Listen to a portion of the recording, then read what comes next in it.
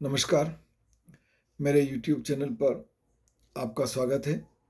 आज हम भारतीय समाज के सामाजिक आधार विषय पर बात करेंगे और यह वीडियो समाजशास्त्र के विद्यार्थियों के लिए उपयोगी है।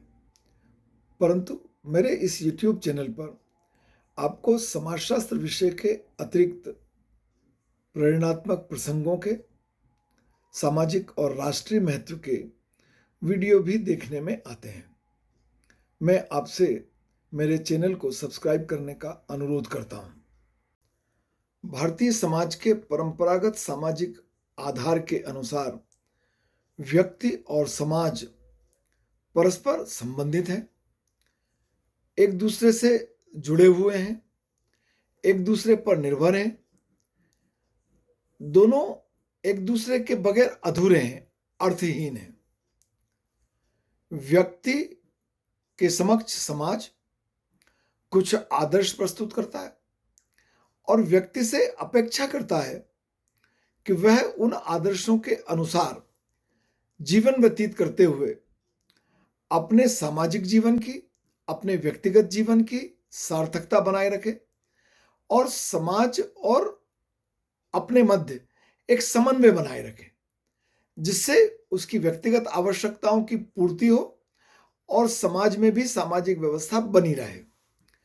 इस प्रकार से व्यक्ति और परिवार के संबंध स्पष्ट होते हैं, दोनों की अंतःनिर्भरता स्पष्ट होती है और इस प्रकार के अंतः संबंध और अंतःनिर्भरता के परिणाम स्वरूप ही कोई भी समाज अपना अस्तित्व बनाए रख सकता है। उसके बगैर समाज के अस्तित्व की कल्पना नहीं की जा सकती।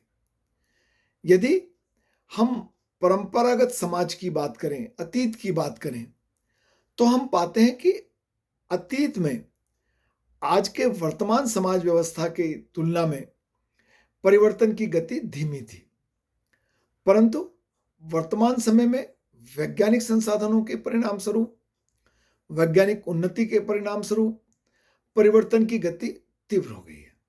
परंतु भारतीय समाज के सामाजिक आधार अतीत में भी महत्वपूर्ण थे, आज भी महत्वपूर्ण है और सदैव महत्वपूर्ण बने रहेंगे। भारतीय समाज के परंपरागत सामाजिक आधार हैं धर्म की प्रधानता, आश्रम व्यवस्था, संस्कार, संयुक्त परिवार, विवाह, वर्ण व्यवस्था, कर्म एवं पुनर्जन्म का सिद्धांत, जाति प्रथा और ग्राम की प्रधानता और ग्राम पंचायत। धर्म की प्रधानता से तात्पर्य यह है कि भारतवर्ष में सभी के सामाजिक जीवन में धर्म बहुत प्रभावपूर्ण भूमिका निभाता है। धार्मिक व्यवस्थाओं और निर्देशों के अनुसार जीवन की परिकल्पना की गई है। धर्म पवित्र भावनाओं को प्रसारित करता है, प्रचारित करता है, मान्यता प्रदान करता है और उन मान्यताओं के अनुरूप व्यवहार करने की व्यक्ति से अपेक्षा करता है। और ऐसा करने से व्यक्ति को मानसिक तनावों से मुक्ति मिलती है, उसे संतुष्टि होती है। धर्म गलत और सही का ज्ञान देता है, गलत को करने से मना करता है, सही को करने का निर्देश देता है, समाज विरोधी कार्यों की मनाही करता है और धर्म परस्पर दया, प्रेम, स्नेह, त्याग, सेवा, समर्पण आदि सामाजिक गुणों का विकास करता है। धार्मिक जीवन केवल व्यक्तिगत जीवन में नहीं, व्यक्ति और समाज के मध्य समन्वय स्थापित भी करता है। व्यक्ति की आवश्यकताएं कम से कम, दूसरों का ध्यान रखते हुए व्यक्ति के जीवन को इस प्रकार से निर्देशित करने का धर्म के अनुसार प्रयास किया गया है कि वह माया मोह के चक्र में ना उलझे, आध्यात्मिक जीवन व्यतीत करे, धार्मिक जीवन व्यतीत करे, संतोष में रहे और इससे संबंधित अनेक प्रकार की व्यवस्थाएं वर्ण, आश्रम, संस्कार, धर्म के द्वारा मान्यता प्राप्त है। आश्रम व्यवस्था हिंदू धर्म और दर्शन के अनुसार व्यक्ति के जीवन की जो परिकल्पना की गई है उसमें माना गया है कि एक व्यक्ति 100 वर्ष तक जिएगा, शतायु होगा, और उस 100 वर्ष के उसके जीवन काल को 4 भागों में विभाजित किया गया, जिन्हें 4 आश्रम के नाम से जाना जाता है: ब्रह्मचर्य, गृहस्थ, वानप्रस्थ और संन्यास। और ये चारों आश्रम इस प्रकार से व्यवस्था करते हैं कि व्यक्ति के व्यक्तित्व का सर्वांगीण विकास हो, वह सामाजिक मान्यताओं का पालन करे, उसकी सभी प्रकार की दैहिक इच्छाओं की पूर्ति हो संतुलित ढंग से, उसके पश्चात वह निवृत्ति की ओर जाए और निवृत्ति की ओर जाकर अपने जीवन के अंतिम लक्ष्य मोक्ष को प्राप्त करने का प्रयास करे। 100 वर्ष की परिकल्पना का तात्पर्य है 25 वर्ष तक की आयु ब्रह्मचर्य आश्रम, जिसमें एक निश्चित आयु प्राप्त कर लेने के पश्चात वो गुरुकुल में जाकर शिक्षा प्राप्त करेगा, उसके व्यक्तित्व का विकास होगा, सेवा, दया, प्रेम, स्नेह के साथ वह ज्ञान की प्राप्ति भी करेगा, बाकी अन्य शिक्षाएं प्राप्त करेगा, और जब गुरु संतुष्ट हो जाएगा तब वह गृहस्थाश्रम में जाएगा 25 वर्ष के बाद। आयु 25 वर्ष की निर्धारित है, परंतु ऐसा नहीं है कि बिल्कुल 25 वर्ष की आयु हो गई और गृहस्थाश्रम में, बल्कि गुरु की संतुष्टि के पश्चात गुरु वापस परिवार के साथ जाने की आज्ञा देते हैं। माता पिता विवाह के पश्चात गृहस्थाश्रम में प्रवेश होता है और वहां रहते हुए वह अपने धर्म, अर्थ और काम तीनों प्रकार के पुरुषार्थों को प्राप्त करता है, जिससे कि वह सभी प्रकार के ऋण जो उस पर हैं उनसे उऋण हो सके और जीवन के अंतिम लक्ष्य मोक्ष को प्राप्त कर सके। यहां उसे धार्मिक क्रियाओं में भाग लेना है, आर्थिक क्रियाओं में भाग लेना है, अपनी शारीरिक संतुष्टि करना है, यौन इच्छाओं को पूरा करना है, समाज की सामाजिक निरंतरता को बनाए रखना है। पर 50 वर्ष की आयु प्राप्त कर लेने के साथ ही उसे अपने सभी दायित्व अपने पुत्रों को देकर वन की ओर प्रस्थान करने की तैयारी करना चाहिए। वन की ओर प्रस्थान नहीं, वानप्रस्थ आश्रम, वन की ओर प्रस्थान करने की तैयारी, परिवार को मार्गदर्शन, परंतु आर्थिक गतिविधियों से पूरी तरह मुक्त हो जाना। और 75 वर्ष की आयु को प्राप्त कर लेने के साथ ही उसे फिर पारिवारिक व्यक्ति ना रहकर समाज के कल्याण के कार्य के लिए, समाज को अपने ज्ञान का लाभ देने के लिए भ्रमण के लिए निकल जाना चाहिए। भ्रमण करें, संतुलित जीवन जिए, सादा जीवन जिए, सीमित, अत्यंत सीमित उनकी आवश्यकताएं हो, परंतु उनके ज्ञान और अनुभव का लाभ उस संपूर्ण समाज को मिलना चाहिए जिसका कि वह हिस्सा थे। संस्कार हिंदू धर्म और दर्शन में व्यक्ति को संस्कारित करने की व्यवस्था है और इसलिए उसके जीवन काल में अनेक प्रकार के संस्कारों की कल्पना की गई है। यह अनेक हैं, परंतु इन्हें प्रमुख रूप से 16 संस्कार में बांटा गया है और यह संस्कार उसके जन्म के पहले से प्रारंभ होते हैं, उसके जीवन काल में होते हैं और उसकी मृत्यु के पश्चात भी हैं। और यह संस्कार व्यक्ति को इस बात का दायित्व बोध कराते हैं कि उसे आगामी जीवन कैसा व्यतीत करना है।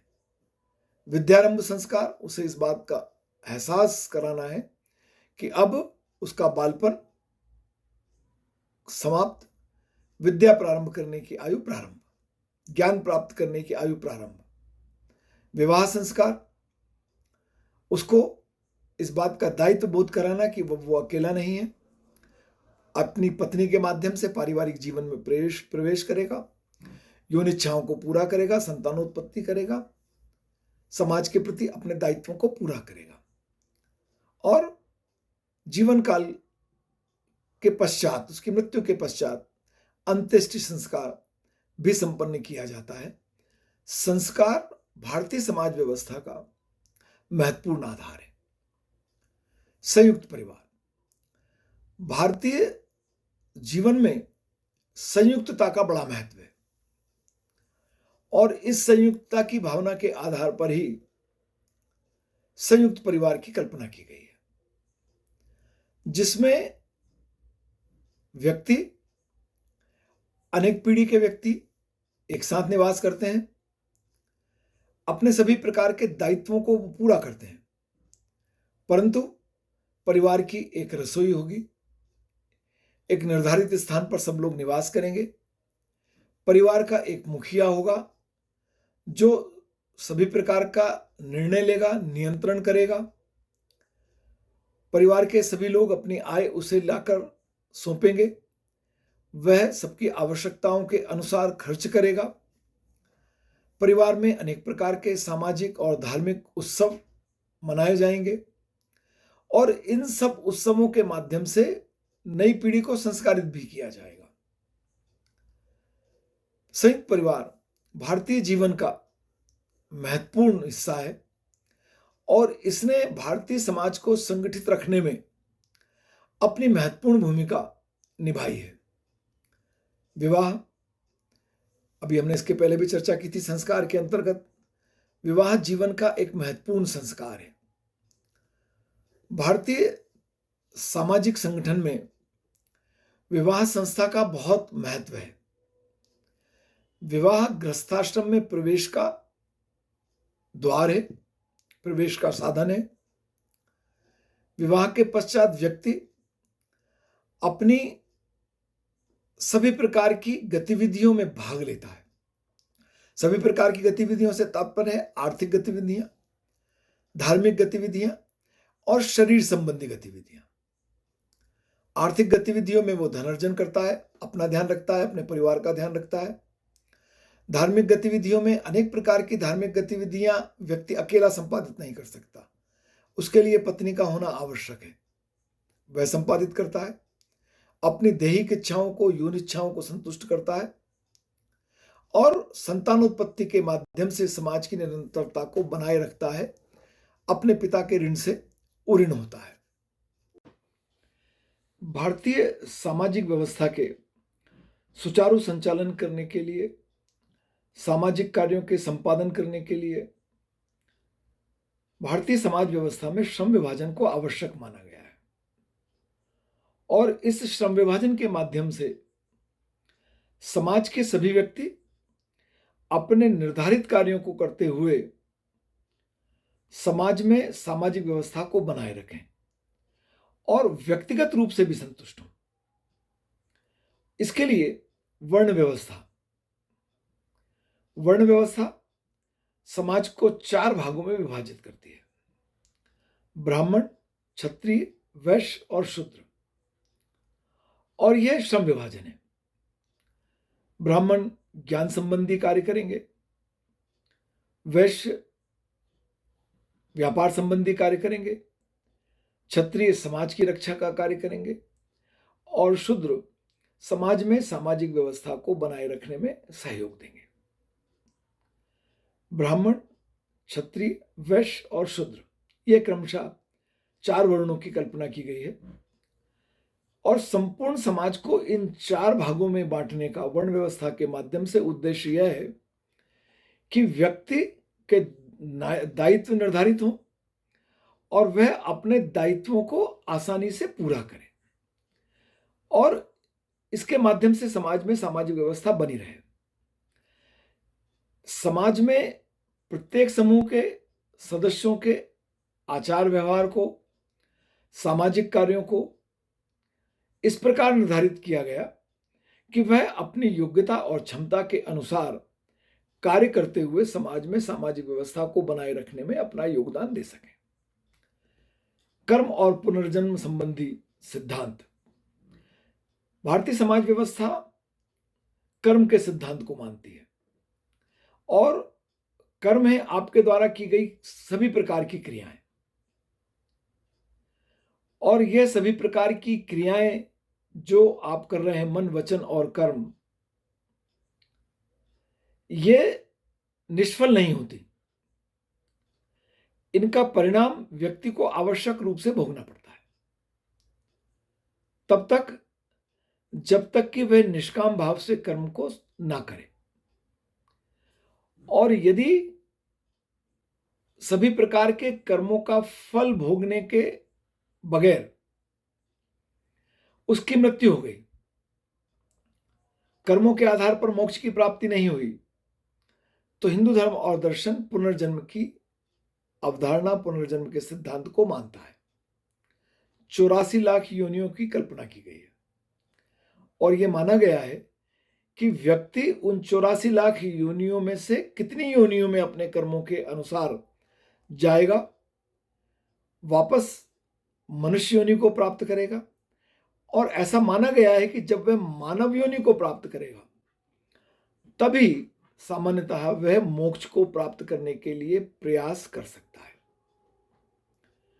कर्म का सिद्धांत व्यक्ति को अकर्मण्य नहीं बनाता, बल्कि उसे अपने निर्धारित दायित्वों को पूरा करने की प्रेरणा देता है, निष्काम भाव से कर्म करने की प्रेरणा प्रदान करता है। और मनुष्य अपने इन निष्काम कर्म को करते हुए, ये मानते हुए कि वह जो कार्य कर रहा है वह कार्य करना उसके हाथ में है, उसका फल प्रदान करना ईश्वर की इच्छा पर निर्भर है, ऐसी संतुष्टि का यदि वह भाव रखता है, तो वह पुनर्जन्म के चक्र से मुक्त हो सकता है, मोक्ष को प्राप्त कर सकता है। भारतीय समाज में जाति व्यवस्था भी देखने में आती है। भारतीय धार्मिक व्यवस्था के अनुसार वर्ण की कल्पना की गई है। वर्ण है ब्राह्मण, क्षत्रिय, वैश्य और शूद्र। और यह माना गया है कि यह वर्ण का विभाजन व्यक्ति की योग्यता और क्षमता के अनुसार किया गया, जिसमें जन्म का कोई योगदान नहीं है। परंतु ऐसा माना जाता है कि वर्ण व्यवस्था बाद में बदलकर जाति व्यवस्था में परिवर्तित हो गई और जाति का निर्धारण जन्म से होता है। और एक बार व्यक्ति ने जिस जाति में जन्म लिया है, उसकी वह जाति अपने जीवन काल में वह नहीं बदल सकता, उसमें किसी प्रकार से परिवर्तन नहीं हो सकता। वह आजीवन उसी जाति का सदस्य रहेगा जिस जाति में उसने जन्म लिया है, और उस जाति के जन्म के आधार पर जो जाति के निर्धारित दायित्व हैं, वह कार्य उसको करना होंगे और उन्हीं के आधार पर उसका सामाजिक जीवन चलेगा। उसकी शिक्षा, उसके धार्मिक कर्तव्य, उसका विवाह सब जाति पर आधारित है। और यह जातियां बाद में अनेक और उपजातियों में बढ़ गईं, विभाजित हो गईं, और सब उपजातियों में भी अपनी अपनी परंपराएं हैं। विवाह के संबंध में, परिवार के संबंध में उनके अपने रीति रिवाज हैं, और प्रत्येक जाति और उपजाति अपने सदस्यों पर अनेक प्रकार के उनको सामाजिक जीवन के लिए स्वतंत्रता देने के साथ नियंत्रण लगाती है, और यह नियंत्रण जन्म से लेकर मृत्यु तक जारी रहते हैं। ग्राम प्रधानता और ग्राम पंचायत, यह भी भारतीय समाज का एक महत्वपूर्ण सामाजिक आधार है। भारतीय समाज व्यवस्था में सादा जीवन, उच्च विचार की कल्पना की गई है, सभी के साथ रहने की कल्पना की गई है, सहयोगपूर्ण जीवन की कल्पना की गई है, आवश्यकताओं को सीमित रखने की कल्पना की गई है, और ये सब ग्रामीण जीवन की विशेषताएं हैं। गांव की प्रधानता भारतीय समाज का आधार है। इतने विकास के बाद भी हम आज भी देखने में आते हैं, देख पाते हैं कि भारतवर्ष में ग्रामीण जनसंख्या बहुत अधिक है और कृषि आधारित समाज व्यवस्था है ग्रामों की, जिसमें बहुत सारे परिवर्तन वैज्ञानिक प्रगति के परिणाम स्वरूप हुए हैं, परंतु वह अपनी मूलभूत विशेषताओं को आज भी धारण किए हुए हैं। ग्रामीण समाज में पंच परमेश्वर की एक अवधारणा भी पाई जाती है। ग्राम पंचायतों का अस्तित्व हमारे समाज में वर्तमान में है, संवैधानिक मान्यता प्राप्त है, परंतु इस सब के पूर्व से ही भारतीय समाज में गांव में ग्राम पंचायतों का अस्तित्व था। गांव के लोग मिल बैठकर आपस में बातचीत कर निर्णय लेते थे। अगर आपसी कोई विवाद है तो उस आपसी विवाद का निपटारा और निदान समाज के प्रमुख लोग मिलकर करते थे, जिन्हें पंच कहा जाता है। और वह पंच जो निर्णय कर दें, वो पंच परमेश्वर का निर्णय, मतलब ईश्वर का निर्णय मानकर उसे स्वीकार किया जाता था। भारत में ग्राम पंचायत ग्रामीण गणतंत्र का प्राचीन काल से ही एक अंग है और इसका भारतीय ग्रामीण जीवन में आज भी बहुत महत्वपूर्ण स्थान है। मेरा विश्वास है कि भारतीय समाज व्यवस्था से संबंधित यह वीडियो आपको भारतीय समाज के सामाजिक आधारों के संबंध में अवगत कराने में सफल रहा होगा। आपको सभी प्रकार की जानकारी प्राप्त हुई होगी। यदि आपने अभी तक चैनल को सब्सक्राइब नहीं किया है तो कृपया चैनल को सब्सक्राइब कीजिए और अपनी प्रतिक्रिया से वीडियो के कमेंट सेक्शन में मुझे जरूर अवगत कराइए। आपका बहुत धन्यवाद।